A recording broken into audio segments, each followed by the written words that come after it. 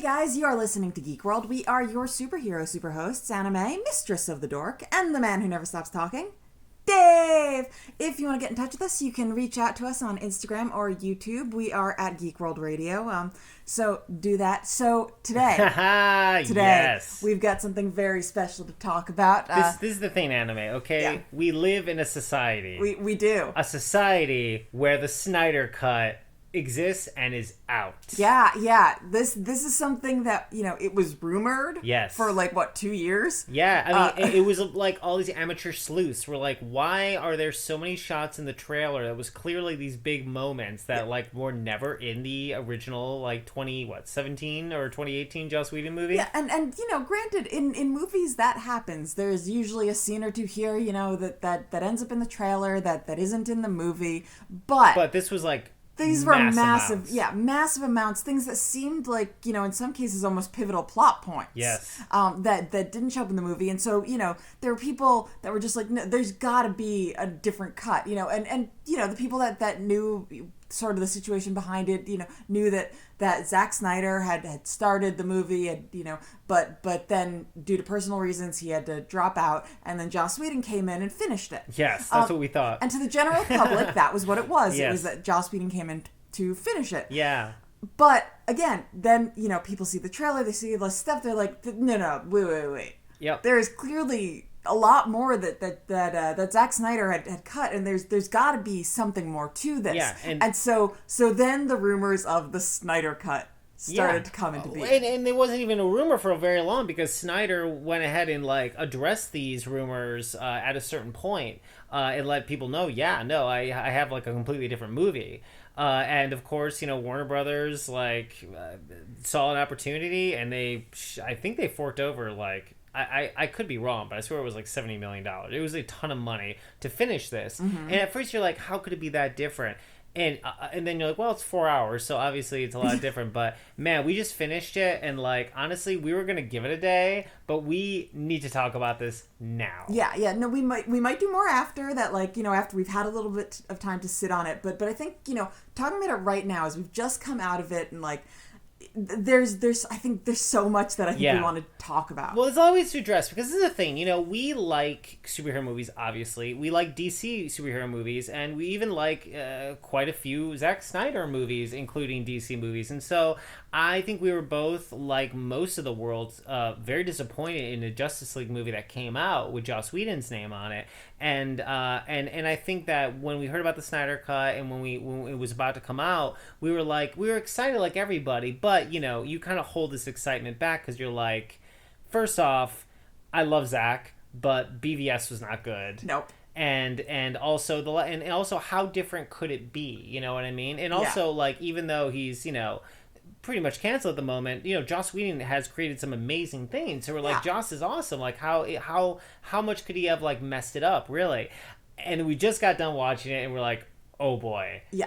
There is a lot to unpack here. Yeah. Okay. So I'm just gonna start off on a not exactly negative, but not exactly positive note. Yes. I don't know what this is. It's not a movie. No. It's not a miniseries. No. Yeah. It's a thing. Yeah. It is a thing.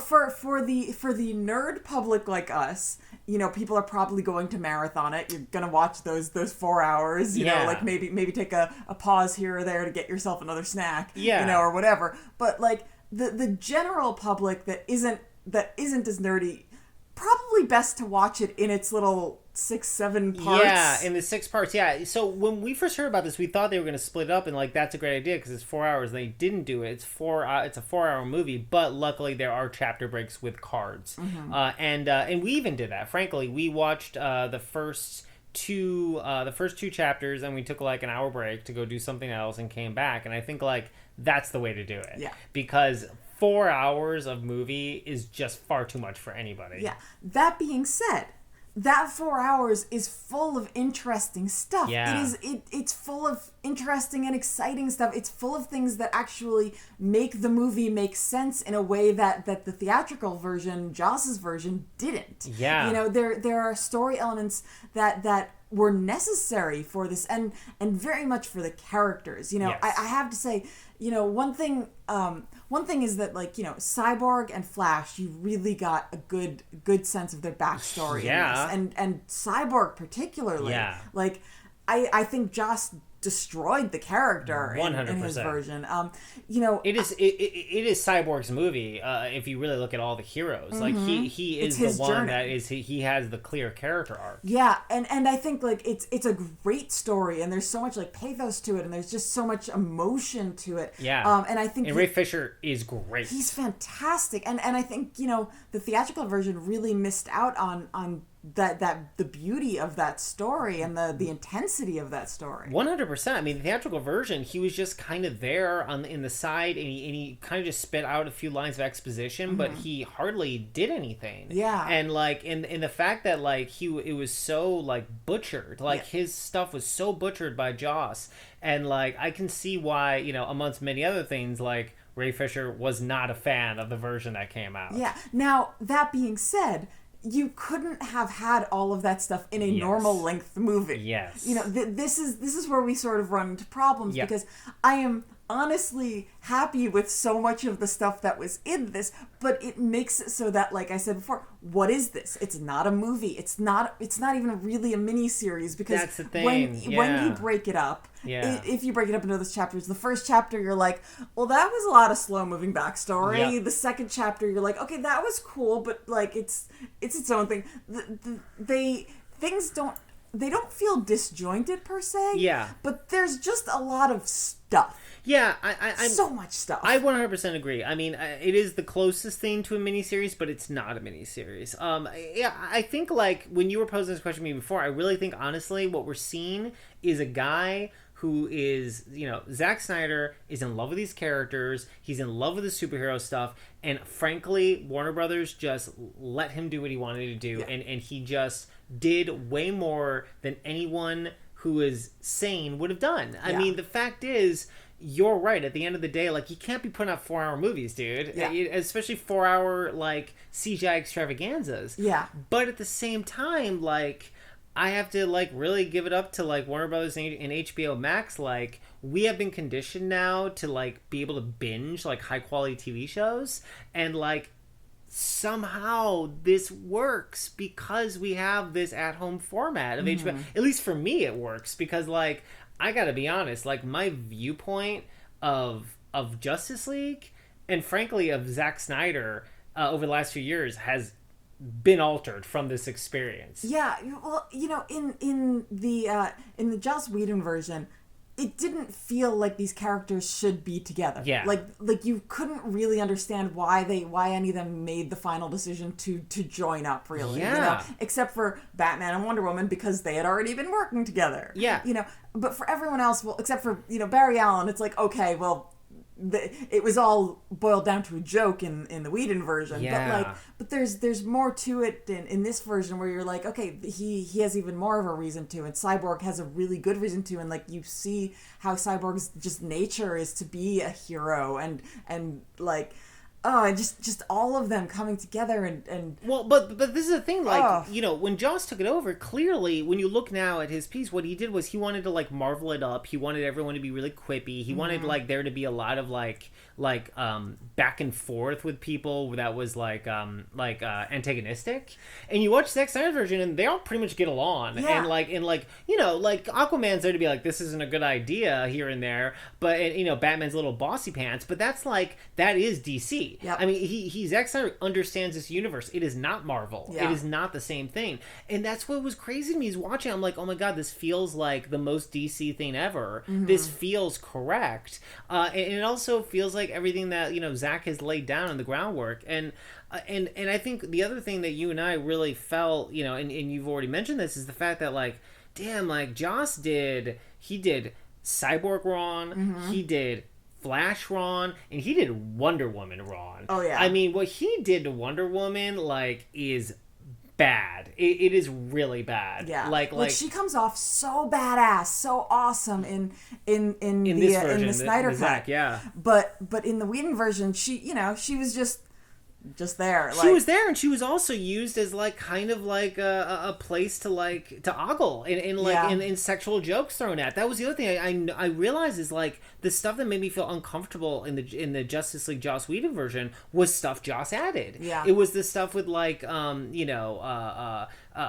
they both Flash and like her both fall down, and like Flash like lands on her boobs, and she like looks at him, and he's like ugh, or like the stuff with where Aquaman is talking about how hot she is, and then we find out like, oh, he's been holding the lasso of truth the whole time, and like, he used her as a prop for sexual jokes. Yeah. And you watch Zack Snyder's version, and like, she is the strongest one there when Superman is not there. Mm-hmm. Like, she is a badass warrior. He showcased like the Amazons. They had like a whole thing that was so much more impressive than one was in Joss Whedon's version. Yeah. In the beginning, and it was just like I was like, well, you look now at what's going on with Joss Whedon, not as shocking, but like it's nuts. Yeah. No, I enjoyed this. I enjoyed this so much more than I was expecting to. That's the thing. And just even Batman, Batman doing his Batman thing. Like,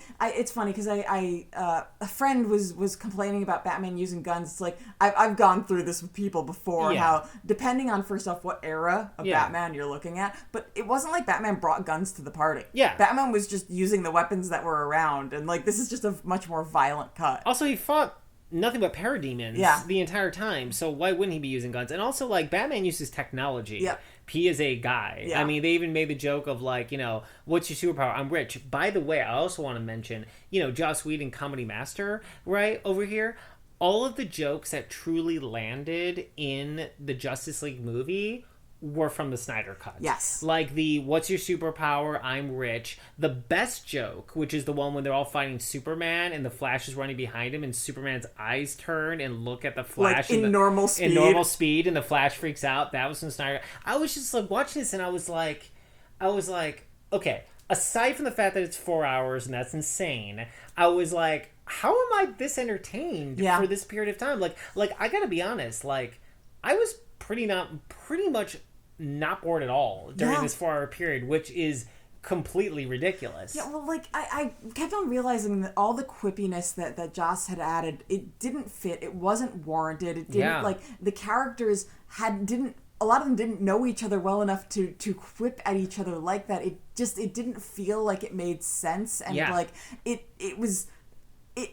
it didn't even actually lighten the mood. It didn't. The way it should have, the way it would have in a Marvel movie. And when you watch it, too, and you think to yourself during the Joss Whedon cut, you're like, they don't even look like they want to say these lines. Mm-hmm. And you don't really think of it that time, but you're like, oh, everyone's just not very good. And you watch this, you're like, oh my God, like, they had this great experience with Zack. They knew what they were doing. Yeah. And they knew who the characters were. And then Joss comes in and he's like, this is your character now. And you're like, wait, we just shot for like 10 months. Yeah. And all of a sudden, like all I could imagine. Okay, so Ray Fisher is a stage actor, right? He took this For those of you who don't know, that's Cyborg. Yeah, he took this role. He's doing strong dramatic work in this movie, right? Like, everything he's doing is, like you said, pathos. It's all, like, it's very good acting. It's very dramatic. And then, like, all I can imagine is him, like, going in there and Joss Whedon's like, say booyah! Say booyah! And he'd be like, why would I say that? I'm like the serious guy. I don't say anything like that in the entire thing. And he's like, no, people will love it. You're like, it's so cool being a cyborg. Say booyah. No, I don't like being a cyborg. Like, I just, like, all I could imagine was, like, the nightmare these people had coming back for these reshoots. Yeah. Because if we haven't mentioned yet, Joss came in and, like, he shot, like, 3/4 of his own movie. Yeah. That's why this cut was warranted, because it is very much a completely different movie. Mm-hmm. Yeah, and it seems like they also sort of redid some of the effects from the theatrical version. You know, effects always get better years to years. Well, some things were reimagined. Steppenwolf looked totally different. Steppenwolf did not have all the blades covering him. That was the other thing that was crazy too. Steppenwolf was a real character that I was like kind of enthralled with. Yeah. Like before, Steppenwolf just shows up and he's like a rando big bad and he's just there for a mission and that's it, move on, right? In this, like, he is a character that betrayed Darkseid. He's trying to get back in his good graces. He's getting frustrated by the Justice League stopping him. He's like a real character. Yeah. And I was just like that's the thing, like, so much is going on here. Okay, so first off, I want to talk about the fact that aside from that, that like I was shocked when I saw the theatrical version of Justice League and how much I did not like Ezra Miller. And I was like, how is this possible? This guy is a very good actor. You know, we had already seen, like, we had need to talk about Kevin. We know this guy's a good actor. And, like, how is he not very good?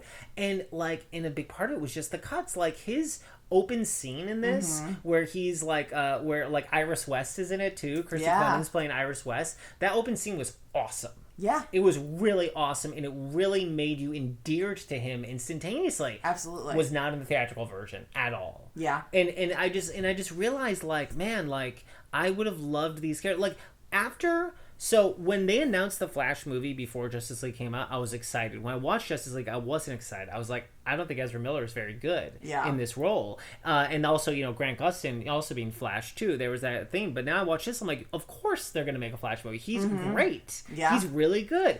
And it's just, like, it's shocking to me how, like, different this experience is. You know, the other thing that I realized watching this version of it is just how forgettable the theatrical one was for me. Yeah. You know, I'm watching this and I'm like, I gotta be honest, like, I seem to have just erased it from my head. Yeah. You know, the theatrical one, it didn't stick with me. Like, the things from the quips were still there, but that's not, like, a good thing. Like, it shouldn't be the quips, it should be the superheroes. Yeah, well, some of the jokes I remember being that were in the movie that didn't end up in this version, you know, the Jaws jokes. But yeah, no, I mean, it was really forgettable. I mean, the thing for me that I remember is, like, all the stuff I was disappointed by in the Joss version, I wasn't disappointed by in this. You know, a good example is the last fight in the very end. Like, he very much contextually changed it for Joss Whedon contextually changed it. Like, in Whedon's version, it was like, it was basically like a Chernobyl-esque town. People still lived there, so they had to, like, save the citizens while also fighting, you know, the bad guys. In this one, it was the same thing they did in BVS, where, like, it was a nuclear reactor was there, like, it was an abandoned town for 30 years, so they could just go nuts and kill parademons. But not just that, like, I read the action so well in the Zack Snyder version. I knew what everybody was doing. I wasn't confused. It wasn't messy. And all I remember from the Whedon version was feeling like, I don't know what's happening. I don't know who's doing what. And also it was just underwhelming. Yeah. And I was like, I know Zack Snyder shot this action, or at least some of it. How does this feel so underwhelming? And it's really amazing, the difference. Yeah, and the amount of just sort of awesome moments that all of the characters get during the fights, where it is like expressly their moments, you know, and them doing things their way, you know. So it's like Wonder Woman fighting like Wonder Woman, you know, Aquaman fighting like Aquaman, the Flash doing, you know, speeding around like doing the Flash stuff, like all of them having their specific moments that are very much the way their character should have those moments in a fight, and the way that the characters worked together in the fight, it felt good. And like you said, you could follow it, you could, like, go from step to step, and it all made sense as to what they were doing and why they were doing it at that point, and how, you know, how they all worked together to just defeat, you know, to come out on top. And it all made sense. And, like, you know, especially when it came to, like, you know,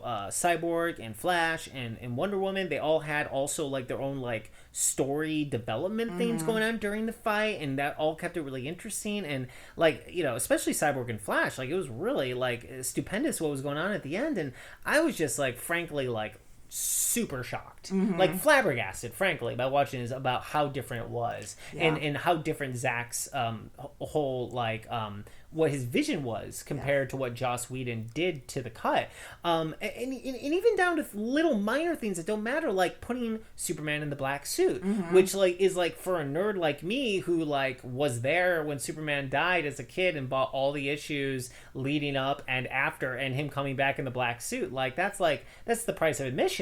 Like, that's the stuff I want to see. And, like, the fact that, like, he did all that stuff and it just got thrown into the dustbin so that Joss could do some other weird thing is just crazy to me. Like, and once again, I agree with you. Like, at the end of the day, this isn't a movie. You can't be putting out a 4-hour movie. And I'm not saying, like, this is a work of genius. I'm just saying, like, I am fundamentally shocked by how much I enjoyed this. The other thing is that, one thing that Zack Snyder can do is he can shoot art. Right, like really beautiful imagery is what you mean. It doesn't make it a great film. Yeah. And like I said, it doesn't feel like a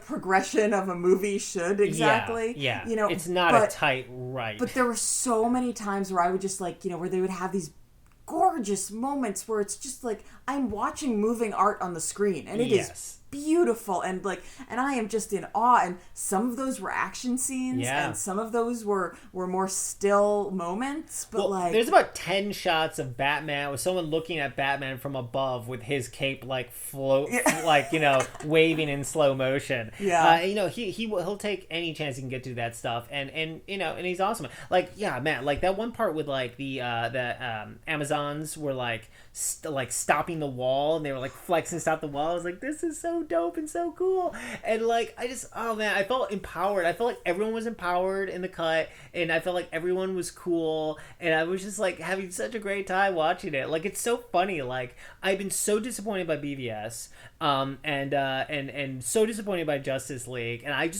honestly expected us to sit here for 4 hours miserable. Yeah, I thought for sure that was going to happen, and it literally halfway through we're really enjoying this, right? Yeah. No, it was after every little chapter break, it was that was really good. Yeah. Okay, just keep on going. Yeah. Yeah, chapter 1 and 2 are the toughest because they're building the groundwork, but once you get partway into chapter 2, it's off to the races. It's a fun time. Yeah. And but all kinds of things they gave new context to that made sense. They went over Lois. Lois was a bigger part of this, and how she would go to the site where the statue was all the time. And you're oh, they don't need that in the cut. Was yeah, but how do you explain why she was there at the time?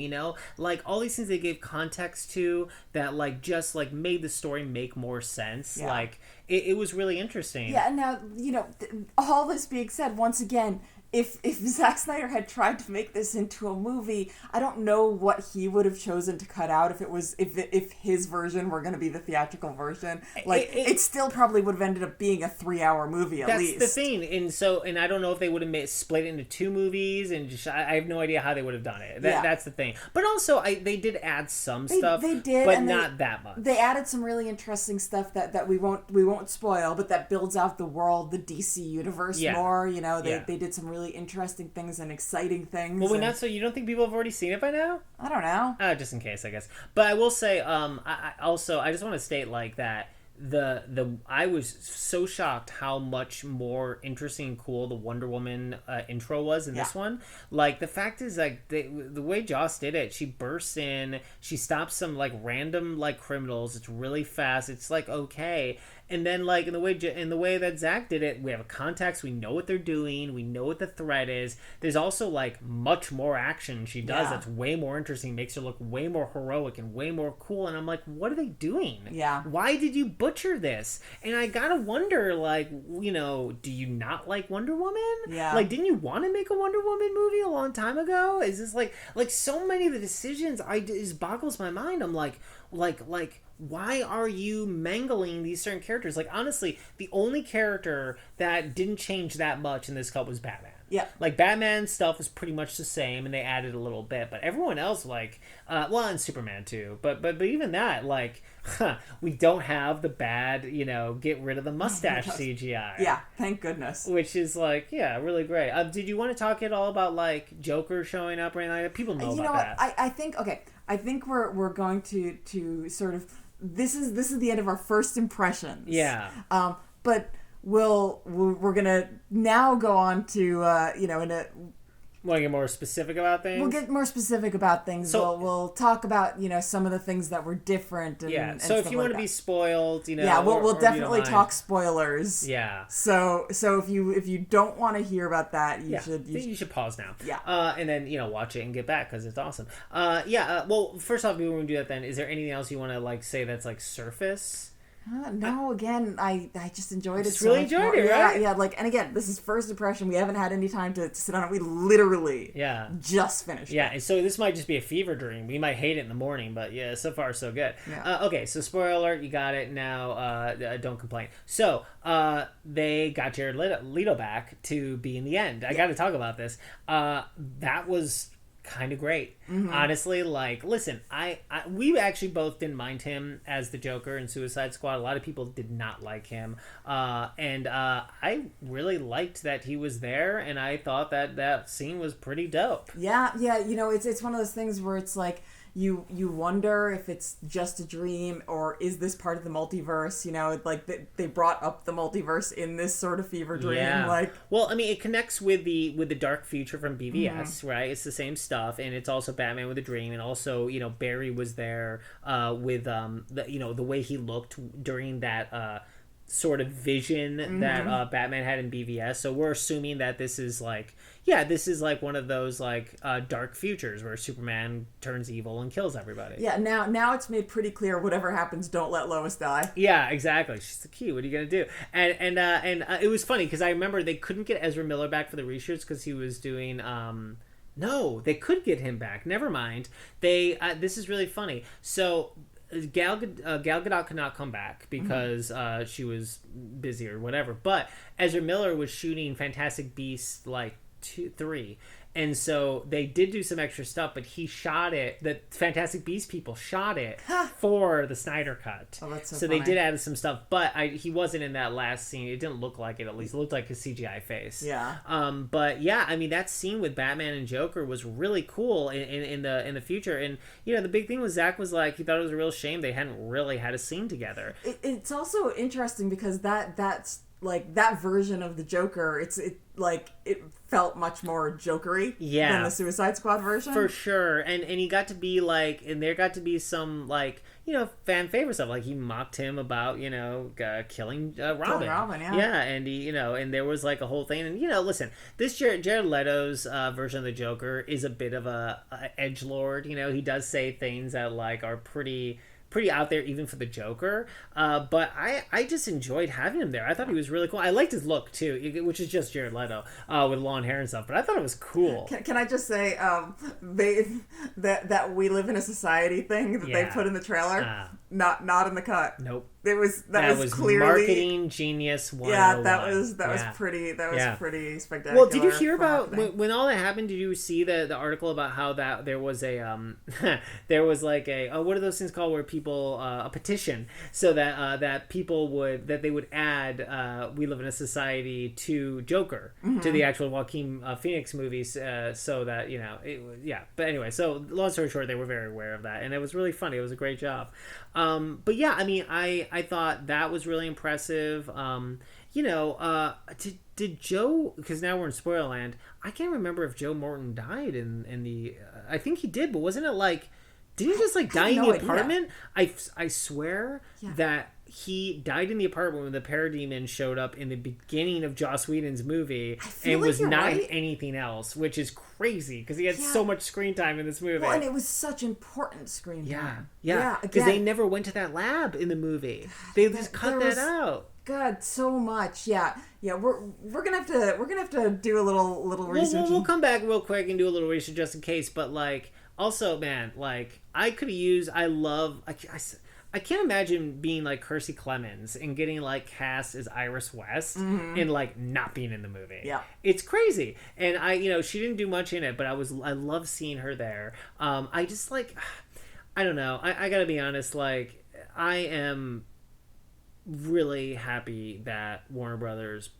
put up the money to do this. Yeah. And really, my big thing is, listen, we'll go back real quick and see if there's any other big things we want to miss. But my big thing is like, is this like, are we going to see more of this? Like after the Snyder Cut, somebody did a thing about how apparently like there's like an R-rated cut of Mrs. Doubtfire because of all the ad libs that that Robin Williams did. Are we gonna see more of like this stuff of like extended versions or like totally different versions made for these streaming channels? So, the thing is, like, in the past we've gotten director's cuts, they'd come out on Blu-ray or DVD or whatever. Yeah. And it's always like interesting to see, or Blade Runner has how many different cuts? At least 5. Most movies don't have this particular kind of situation where there's this much extra stuff. I think, possibly in the future with all these streaming things, we'll have sort of planned extended cuts. Yeah. Even like, with Watchmen, how there was like that extra stuff that, you would only get if you had the DVD or whatever, like there's that whole animated segment or whatever, it's these things that there's more story, more to tell, and I think in the future there might be more planned stuff, but this was a kind of unprecedented situation. It's like you said, even when someone else comes in to finish a movie, generally what they do is they come in and they finish a movie. Yeah. They don't come in and change everything and reshoot it to make it their own movie. It's like crazy. It was You're right. This is a very bizarre circumstance. Yeah. And honestly, I'm so glad that they did this. Yeah. I'm glad to see more of what Joss's vision was. Again, this wouldn't have made a great movie still. Like, it's too much for a movie. Yeah. But this thing that it was worked for me. Also, since we already said, like, spoiler alert, like, bringing in Martian Manhunter. Oh my god, that made me so happy. And not just that, but was it Slade Wilson? Slade Wilson was in the original one. That little again, I cannot. Yeah, the Lex Luthor thing. The Lex Luthor thing with Slade Wilson was in the Joss Whedon version, but the Harry Lennox stuff where he plays Martian Manhunter was not. But I remember him giving an interview a few years ago where he said that his character from Man of Steel was going to turn out to be Martian Manhunter, but they never ended up doing it because that was stuff that they ended up like shooting for this because that's what Zack did. Zack's like, I had a vision, like, let's finish it. Yeah. And then really the other big question is like, do you think they're gonna have him do another one, or do you think this is it? This was just the swan song. Here you go. We're like moving another direction. Like, I think it's all gonna depend on how this ends up doing. Yeah. I think depending on the success of this, that's gonna like. What if they come out and they're like 100 million people watch this on our cert, like, and then the question is like, do they just do like.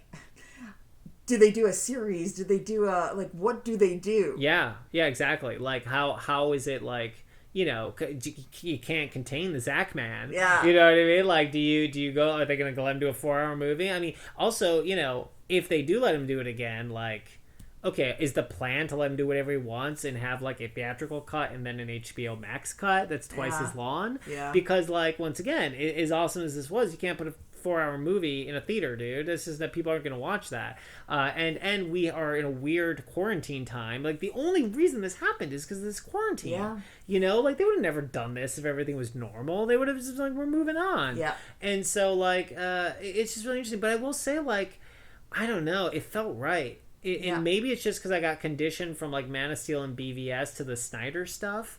But, like, I don't know. I watched this and I was just like, yeah, I dig this. This feels right. Yeah. I couldn't believe what Batman in the future said about Harley Quinn, though. I was like, oh my gosh. I was like, how dare you, Batman? This was fun. This was a fun time. This was. Okay, so next step, taking a look at the actual differences. Yeah. And we'll chat about that. Sounds good. Okay, so now we've had a whole day to digest the Snyder Cut. I'm still pleased with it. I really liked it. No, it's really good, and I wouldn't change anything that I said about it. I mean, the only thing I would say is that, like, I think I came from a place yesterday of saying, like, all the stuff that, like, worked was from the Snyder Cut from the theatrical version, and there is always a chance that, like, some of the jokes maybe Joss did may have ended up in the Snyder Cut. I have no idea. Because if Zack Snyder, if something was really good, I can't imagine he would just be like, no way, I didn't shoot it. But who knows? Anyway, long story short. Yeah, and after hearing from some friends, what I am learning is that if you didn't see the, theatrical version, I think you have a slightly different perspective on this. You know, some of our friends, like, I don't think that they liked it as much as we did, but the comparison is really where it comes into play. Yeah, and we're geeks too. Yeah, like I think true. that we see the effort that he puts in for fan service, and we appreciate that, I think, more. Like, for instance, Batman's Batmobile at the very end of the movie clearly is a spinning image of the Dark Knight Returns Batmobile, the tank, and it's like, that goes a long way for me. I just try to describe it as, to my friend of like, it really is sort of just... when you see something that's broken and doesn't make sense, then finally you see all the other pieces of it, you just appreciate it more, or another example I gave today was like, imagine like there's a tablet that nobody has ever like deciphered, and then they finally decipher it and it says like garbage goes out on Tuesday. Yeah. It wasn't the meaning of life, but at the same time, like, that question mark is no longer there. Yeah. And there's something pleasing about that, Yeah. Yeah, no, but I did learn that, people, like, after watching the Snyder Cut are like, I'm in for another one. That's what the thing, yeah. And so it doesn't look like... I read an interview with one of the people running DC and WB, and it doesn't look like that's their plan. It looks like their plan is to kind of go more into the multi-dimensional thing with a new Flash movie, and I just... listen, never say never. The fact that they spent all the money to make the Snyder Cut happen is exceptional, and you never know, but I don't think their plans are really moving forward, especially they have a new Batman. That's true. But that might be a one-shot. It might be a one-off kind of thing. They're going to do a trilogy, of course. Oh, are they? Yeah. Is that the plan? Of course, they hired Robert Pattinson to be the new Batman. They're not just going to make one Batman movie and that'd be it. You never know with Warner Brothers anymore. You do, though. Like, Christian Bale had 3 movies. The only reason that Michael Keaton didn't have 3 is because Tim Burton left. Yeah. And the only reason Ben Affleck only had 2 is because of what happened with Justice League. Yeah. There was even... They even showcased the fact that, like, at the very end of this movie, there's that scene with Deathstroke and Lex Luthor, and in the original Snyder Cut version, Lex Luthor tells him the name of Batman, and the whole reason he does that is to lead into the Ben Affleck solo film. Right. So, so that was always the plan. Yeah. It's just, it just didn't work out. Justice League bombed. Yeah. And everything changed. Yeah. I still wonder, if this sort of continues to be successful. It does seem to be successful, although I don't know what the metrics, like, what that even means for like, something on HBO Max. Honestly, like, it might be successful, but at the end of the day, like, it was such a big loss what happened with Justice League. Yeah. I think they just realized that, like, people saw what they were trying to get away with. People saw that they were trying to do this, speed up the whole, like, Avengers thing. Yeah. So I just think, and also you got to remember, like, Justice League, like, Aquaman, that was one movie starring one of these Justice Leaguers, made like twice as much as the Justice League theatrical cut. True. So at the end of the day, like, there's really no point in them doing this. But anyway, we were chatting about, let's go over some of the differences, because I actually looked them up afterwards, between the Joss Whedon version and the Snyder Cut. Yeah, so this will be a lot more spoilery than our other segment. Yeah, but we've already been a bit spoilery on this half. Yeah, so. Exactly. So at this point, it's like either you don't care about being spoiled, or you've already seen it. We gave you fair warning already. Yeah.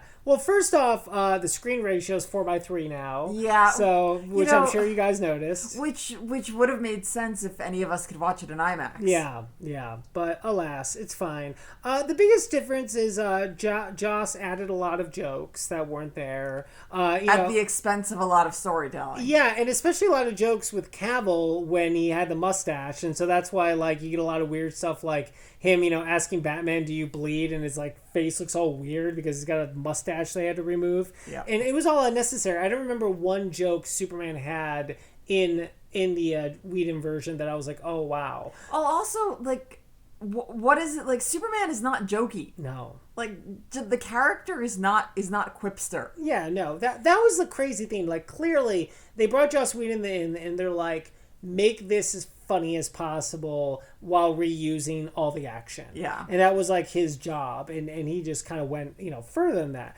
So we already talked about the fact that Wonder Woman fight is a lot longer. The Amazons fight is also a lot longer in the beginning.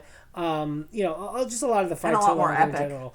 And a lot more epic. They added that. Joss Whedon added that scene with Batman using a burglar's bait to lure out parademons, because he's already aware of the alien invasion in the theatrical version. In the beginning.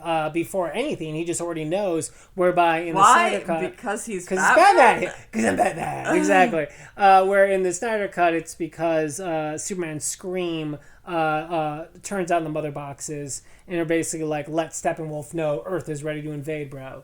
Let's see what else is going on here. A lot of the differences really are with Cyborg's story. I think you brought it up earlier, but one of the really interesting things is that this is kind of Cyborg's movie. For sure. So much of it is framed around his story, and Joss Whedon took that out, just sort of eliminated everything interesting about what Cyborg was doing, and in doing so took away a lot of the important story elements, just the meaning of all of it. Joss Whedon he killed Cyborg in his thing. Not only did he take out, like you said, most of his arc, he got rid of pretty much the entire character of his father except for one or two scenes. He also depowered him like crazy. Yeah. The fact is, his mother box technology, I mean, in his father Silas's recording of him, he could he can take over all the technology of the world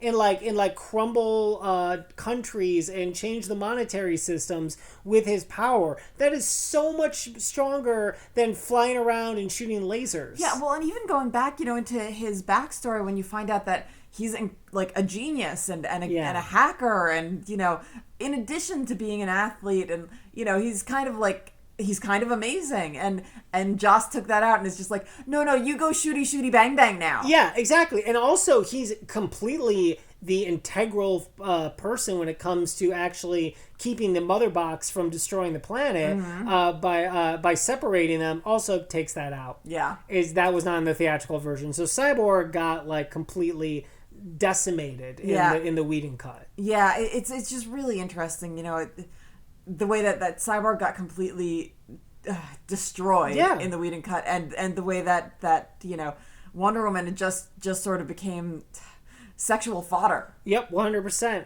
Yeah, and he was also trying to build up this weird relationship between Batman and Wonder Woman, because they added a bunch of scenes between those two where Wonder Woman was just kind of momming him. I remember he was Bruce Wayne was all bruised up, and she's like, you got to take care of yourself, and he's like, after this is done, I'll take care of myself. And it's I'm sorry, if anyone's going to say that to Batman, it's Alfred. Yeah, that's Wonder Woman cares. Alfred doesn't need another mom, and Wonder Woman doesn't mom people. Yeah, no, she's you're a warrior like me, and if you go down, then I'll just do my thing. But she's not gonna stand around. I'm stronger than you anyway. I don't need your money's still gonna be there if you die. Yeah, but also what's crazy is they added a bunch of Wonder Woman being this really not being like Wonder Woman with Batman, but they truncated a lot of her action that made her a dominant force. Yeah. And also there was some funny there was a lot of Alfred scenes he cut out too, including some with Wonder Woman that were really fun. And that was just weird. It was get rid of all of Zack's jokes and put in put in your quippy stuff. Your quippy stuff that is completely unearned for any of the characters. The relationships haven't built enough to warrant the quippiness between them. And what was crazy is how much he changed Flash too. He added the scene where Flash was telling Batman he didn't know how to fight and he didn't know what to do, and Batman's just save one person. But in the Snyder version, Flash not only was able to fight, but he clearly had a much greater understanding of his powers than we knew as an audience.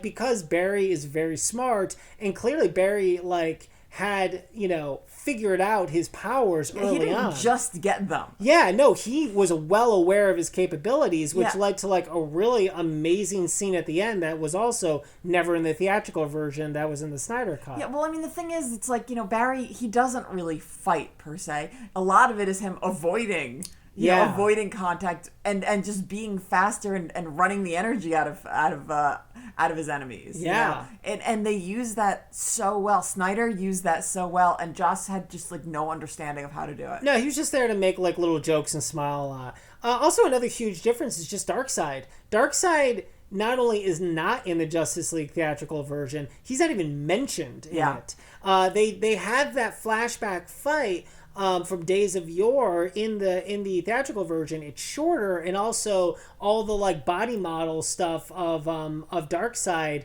they turned into Steppenwolf, which is so silly. It's like, I just remember when people were like, it's Steppenwolf. It's like, why does anyone care about Steppenwolf? I know. Like, and they don't. But Steppenwolf as a minion of Darkseid, like that's a totally different thing. Yeah. And not just that, but like they also showcase Desaad, Granny Goodness, and Apocalypse in the Snyder Cut, which was not in the theatrical version. And also, I just really liked that fight more, the old timey fight more too, because you know the Lantern was in the theatrical version, but because this is R, they showed Darkseid cut off his hand, and the rain flew off, which is amazing. And we also get to see Ares from Wonder Woman, played by David Thewlis, like you know, taking down Darkseid in that battle, and that was amazing. Yeah. And for a fan, it's like, what? And see, that's the thing. There's a difference between like me and you and like everyone else watching it. You and I have seen all these movies, and so for us, it's like they got freaking David Thewlis back, who is the villain for Wonder Woman, to be awesome in this one scene. Yeah, no, like that's great. It's a mix of, we've seen all these movies, and we're familiar with a lot of the comic lore for the characters, and so there was so much to be excited about in the Snyder Cut. Yeah. And so much to be frustrated with in the theatrical version. They really should have looked ahead, and when Wonder Woman was telling Cyborg, you know, I lost somebody I loved once, they really should have been like, she said, I lost someone I loved twice. You know, no, she lost him once. The second time, she willingly gave him up. Oh, see, there you are. Yeah. Good, well done. I'm impressed by that, frankly. I thought you were going to be like, haha, LOL, you're right. But there you are, defending everyone. Defending Zack, defending Patty. You are like, you know, you really like a member of the Justice League. I am. With room for more. Yeah. There you go.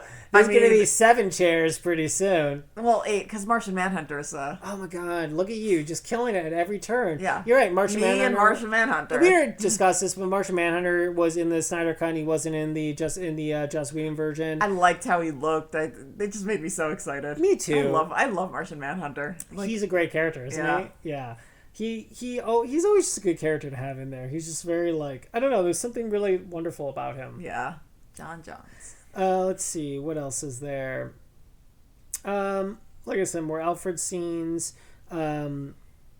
Obviously, in the Snyder Cut, Superman going back to the Kryptonian ship to get the black suit. And Superman meeting Alfred. I remember when the trailer came out, one of the many Justice League trailers, there's a scene where Alfred looks up and said, he told me you'd be coming, or something like that. Yeah. And we were all like, oh my god, and we assumed it was Superman, but nobody knew. And then it was never in the theatrical version. It was like, this could not be more frustrating. Yeah, well, I mean, it's one of those things where it's like, in the theatrical version, there were so many things of, and then this person just magically showed up here. Like, you know, it makes sense why Superman showed up when he did, where he did, because he knew where to go. Yeah. Like, you know, I guess Superman could zip through the city, like, yeah, I guess, to find them, but that doesn't make any sense. It doesn't make any sense. And, you know, also, like, God, it's just, like, so much. And then also, like, you know, the whole thing with Cyborg's dad superheating the box so that they could find it instead of just like randomly knowing where it was.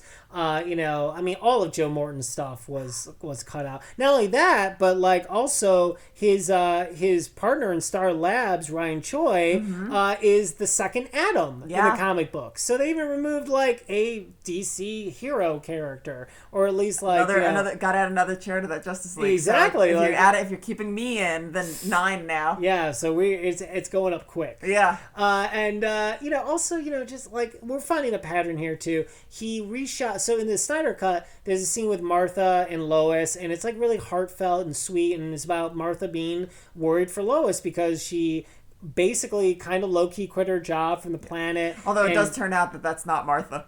Yeah, true, but still, it's a really sweet scene. It is. And then, like, Joss Whedon reshot that so that they're at the Daily Planet, and Martha calls Lois thirsty. That's and it's like, just gross. What are we doing, Joss? Like, come on, man. What else? There was an amazing montage of, like, what would happen if basically a dark future montage where we see in the Snyder Cut where we see Wonder Woman's funeral, we see Apocalypse like using his crazy laser eyes that like move all over the place, and Superman being evil, and like that was awesome. Yeah. Also, not in the Justice League cut, not in the theatrical cut, and I thought that was freaking great. Yeah.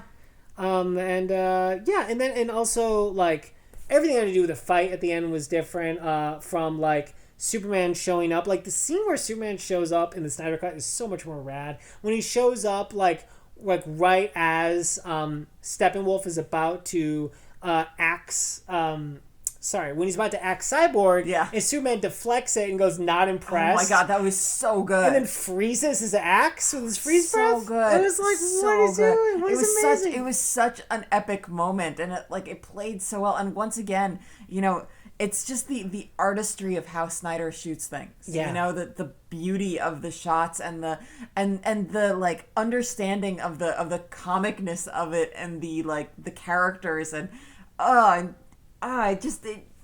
it's so frustrating that the theatrical was what it was. But again, I'll say this again, I don't know what this is. I still don't know what the Snyder Cut is. Yeah. It's a 4-hour like massive thing that could not properly be condensed into a proper movie. Right. Yeah. No, so it's like true. for all the things I can complain about, they couldn't have released this in the theater, nor would I have wanted them to. No.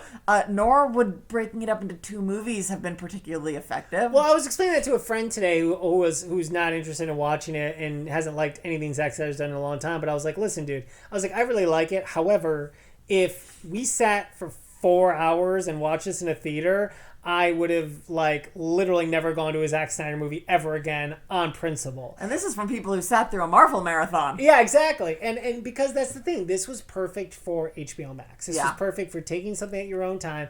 But I am not holding in 4 hours of pee for a Wonder Woman Alfred conversation, no matter how great it is. Yeah, seriously. Where Alfred tries to tell her that tries to mind the way she's making tea, but it was really funny, and that's the thing. Like I really enjoyed it as what it is, but you're right. You can't really look at it as a movie. It's not a mini-series. Yeah. It is like, it's, Zack Snyder's DC superhero fantasy. It's like, I watch it and I wonder, if Zack had been able to make it as he wanted when it was coming out, what would he have cut out?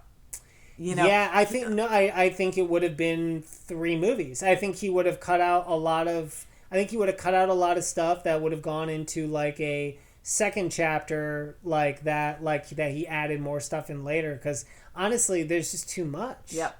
I don't know what he would have done. So and also they added stuff too. The stuff with the stuff at the end with the Joker and Batman was added for the Snyder Cut. The stuff with Martian Manhunter meeting Batman at the end was also from the Snyder Cut. So yeah, and that stuff's all like, there's so much interesting stuff where it's like, is it Batman's dream? Is it a premonition? Or is it an alternate universe? The dark stuff? The stuff in the desert. The stuff that it seems like it was his dream. I think we're supposed to believe it is the reality of the future that will be. It's just like he's having like premonitions of it. Yeah. Yeah. But because apparently it could play into the, multiple universe thing, because that plays into the Flash movie. Well, apparently, Zack Snyder did do an interview because he doesn't think they're actually going to ever ask him to do another Justice League movie. And his plan for the second movie, spoiler enough, if you know, but I don't think he'll ever make it, is basically like Darkseid comes down and does make Superman evil using the anti-life equation, and so all that dark future stuff happens, and then the Flash has to go back in time in order to like alter the event so it doesn't happen. That was kind of, and then there was going to be like a giant battle at the end, kind of like the battle in the oldie days, or like the battle in the end of Avengers Endgame, where like everyone gets back together again to stop Yeah, the more dark side. the Atlanteans would actually, Yep, the especially, Atlanteans, the which it makes military. sense, especially because Arthur Curry is now. Yeah, is now actually the king. Yeah. So anyway, long story short. I almost forgot. They also Volco. Yeah. Willem Dafoe as Volco. And Mira was back. Yeah. Well, yeah, that was the thing I did miss. So Mira was in the Justice League theatrical God, cut, I don't remember but that. it was much shorter, and they just made her sound like Amber Heard. She's got like some kind of odd Irish or Scottish accent in the Zack Snyder version, which Joss made her not stop doing. But that really dope scene where she's like pulling the blood That was so cool. out of Steppenwolf, that was taken out. Because once again, it just seems like the women got really depowered in this. Yeah. Which is kind of odd for the guy who made Buffy and Firefly and all these badass women things. It's really strange. Yeah. But What can you do? what are you gonna do? Anyway, I think that's really it. I mean, listen, we pretty much went through everything. So at this point, if you haven't seen it and you got spoiled about everything, We I don't warned know. you. We warned you, but also at the same time, it's an enjoyable thing to watch. It is. honestly. It is like we didn't spoil enough that you shouldn't necessarily it shouldn't stop you from watching it. Especially Also, they had 5 trailers that gave away almost everything that happens anyway. That's so true. I mean, the thing is, if you're a fan of the DC universe, or if you've been watching the movies, I think that it's worthwhile watching this. But again, don't try and sit through it in 4 hours unless you get so engrossed in it that you can't stop. But Yeah. just break it up. It's in 6 chapters and an epilogue or something. Yeah. But honestly, going back to something we said yesterday, I think you and I both assumed it would be 4 hours of kind of sitting here suffering through it, kind of like what BVS felt like. Yeah. And it wasn't. It wasn't. After the first, especially after the first 2 chapters, it flies. Yeah. It's really exceptionally engrossing for as long as it is. Yeah, for sure. Well, guys, we'd love to hear your opinions on this too. So reach out to us on Instagram or YouTube. We're at Geek World Radio. And You can also comment to us on our website, geekworldradio.com. absolutely. Okay, guys. Well, we'll see you next week or whatever. Great ending. You really stuck it. I think they're starting to take that We'll be chair back? away. I don't know. Starting to take that Whatever, chair you away in end the it. Justice League. You end it, We'll catch you next week. or whenever we do next one. Yeah, it'll be next week. Okay, awesome. Yeah. Good. Next week. Jesus.